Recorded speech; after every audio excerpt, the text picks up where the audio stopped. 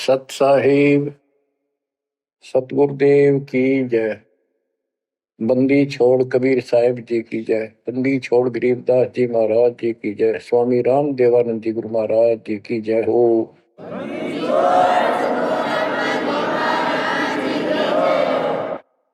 सर्व संतों की जय, सर्व भक्तों की जय, धर्मी पुरुषों की जय। श्री काशी धाम की जय, श्री सुडानी धाम की जय, श्री क्रोथा धाम की जय, श्री बरवाड़ा धाम की जय। सत साहिब परम पिता परमात्मा कबीर जी की असीम कृपा से आज आपको कबीर परमेश्वर की परम पिता परमात्मा सक्षम भगवान समर्थ परमात्मा की शरण प्राप्त हुई है। पुण्यात्मा, कितना संसार भरा पड़ा है। 7.5 अरब आबादी है, पॉपुलेशन है पूरे विश्व की। इनमें से आप परमात्मा की शरण में आए हो। आपकी किस्मत इतनी अच्छी है जिसकी कोई तुलना किसी के साथ नहीं की जा सकती। 3 लोक का राज जय जीव को कोई दे, लाख बधाई क्या करे जो नहीं नाम तेने। बच्चों, 3 लोक का राज, 3 लोक के राजा है ब्रह्मा विष्णु महेश। 3 लोक का राज है ब्रह्मा विष्णु महेश। ऊंचा धाम कबीर का, सतलोक परदेश।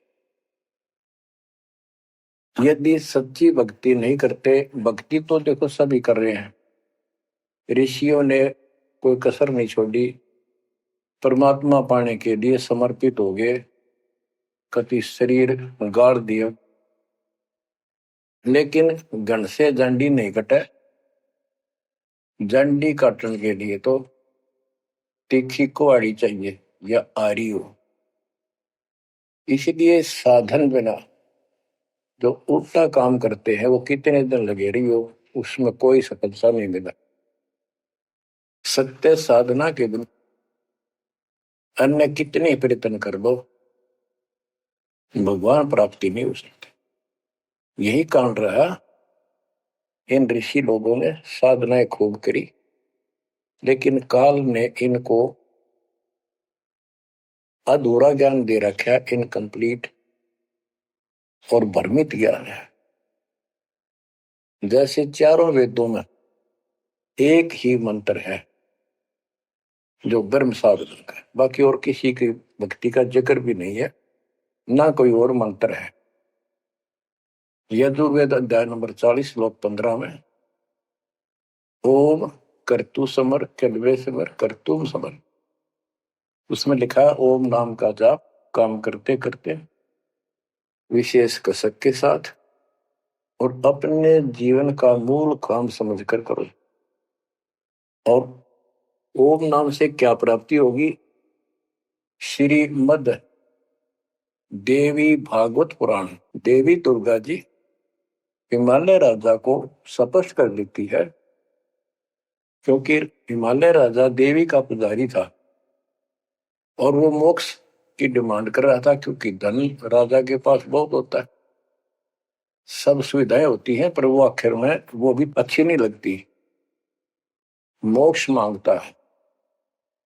तब दुर्गा जी कहती हैं कि राजन तू और सब बातें छोड़ दे, सब पूजा त्याग दे, ओम नाम का जाप कर। ओम नाम के जाप से तू ब्रह्म को प्राप्त होगा, जो दिव्य आकाश रूपी ब्रह्म लोक में रहता है। तेरा कल्याण हो। अब बताओ, ओम नाम के जाप से ब्रह्म लोक प्राप्ति होती है। गीता अध्याय 8 श्लोक 13 में स्पष्ट किया है कि गीता बोलने वाला ही ब्रह्म है, काल है। ओम इति एक अक्षरम ब्रह्म विहारण माम अनुसमरण ये पर्याति तजंदेहम स याति परमाम गति। मुझ ब्रह्म का केवल ओम एक अक्षर है, इसका अंतिम सांस तक जो श्रवण करता हुआ शरीर छोड़कर जाता है, वो मेरे वाली परम गति, ओम से होने वाली परम गति को प्राप्त होता है। जिस समय ब्रह्मा जी और विष्णु जी का आपस में युद्ध हो जाता है, ये काल शिव रूप में वहां प्रकट होता है। इन दोनों को समझाता है कि तुम भगवान नहीं हो, कहां अपने आप को ईश मान बैठे, और सुन लो, तुम्हारे तप के प्रतिफल में मैंने तुम्हें एक एक जोग दी है। ब्रह्मा को उत्पत्ति, तेरे को सती ठीक पालन। इसी प्रकार शंकर को संहार, और मेरा 5 अवयव से तैयार होकर के ये एक ओम अक्षर बना है, ये मेरा मंत्र, इसका जाप को तुम्हारा कल्याण हो।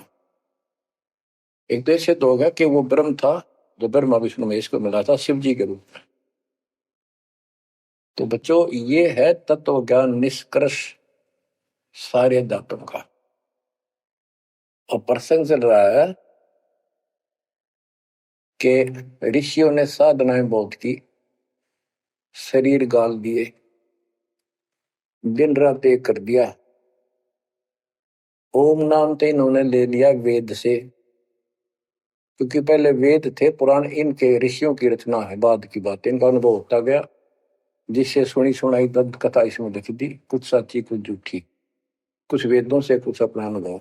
ये पुराणों का एक संग्रह है। उधर से देवी महापुराण तीसरे स्कंद में नारद जी अपने पिता ब्रह्मा जी से प्रश्न करते हैं, हे पिता, कृपा मेरा एक शंका का समाधान करो, ये सारी सृष्टि कैसे रचेगी। तो ब्रह्मा जी कहते हैं, बेटा नारद, इसका क्या उत्तर दो। जब मैं सचेत हुआ, होश में आया, मैं एक कमल के फूल पर बैठा था, और उस अगाध जल में और कुछ भी नहीं था, पानी ही पानी था। अब मैंने सोचा, यहां मैं कैसे उत्पन्न हो गया, मेरा जनक कौन है, मैं किसने पैदा किया। तो उसी समय आकाशवाणी हुई, बेटा तप करो तप करो। मैंने 1000 वर्ष तक तप किया, फिर आकाशवाणी हुई, अब सृष्टि करो। गरीबदास जी ने 100 पाई मैं सीधा स्पष्ट कर दिया है कि तपो तपो कर वाक्य सुनाया, लोक रचो बल मेरी माया। तो ओम जाप तो ऋषियों ने ले दिया वेदों से, और ब्रह्मा जी इनका फर्स्ट गाइड है, प्रथम गुरु है। इसी से वेद इन्होंने सीखे समझे हैं। ये इन ब्राह्मणों का पिता है, जनक है, ऋषि इसी की संतान है। तो इन्होंने ब्रह्मा जी से तप ले लिया कि ब्रह्मा जी को आकाशवाणी हुई भगवान की, इसलिए तप भी करते रहे। फिर ओम नाम का जाप यू खिचड़ी करके इन्होंने साधनाएं की। ये आकाशवाणी की थी काल ब्रह्म ने। इनका भ्रम था कि इसी को परमात्मा मान रहे हो, दिखता नहीं बस। तो इस जाप से और इस तप से इनमें सिद्धियां आ गई, परमाणु बन गए, चमत्कार होने लग गए। तो इन्होंने इसी को अपना मोक्ष और भक्ति की अंतिम उपलब्धि मान ली। ओम नाम के जाप से ये ब्रह्म लोक में जाएंगे, वहां हजारों वर्षों तक अपना पन भोगेंगे, मौज मस्ती मारेंगे, सारी बकवाद करेंगे जो धरती पर ना होती। वह और क्या है, स्वर्ग में ये बकवाद ही है, नाचने गाने वाली मेरी वैश्यावृत्ति, उसी को सुख मानता है मन। तो इसे तो यहाँ डले डोए, इसे वहां डोए जाके, फिर पुण्य खत्म करके वह मौज वहां मस्ती करके ये फिर पृथ्वी पर आते हैं। जैसे गीता 8 श्लोक 16 में स्पष्ट किया है कि ब्रह्म लोक में गए हुए भी पुनरावृत्ति में है, वापस जन्म मृत्यु में आते हैं। तो ये तत्व ज्ञान है, सब ग्रंथों का सार निकल गया। क्यों? ओम नाम के जाप से ब्रह्म लोक प्राप्ति, ब्रह्म लोक में गए हुए पुनरावृत्ति जन्म मृत्यु में होता है उनका। तो मोक्ष खाक हुआ, ये क्या मुक्ति हुई। गरीबदास जी कहते हैं ये अरहट का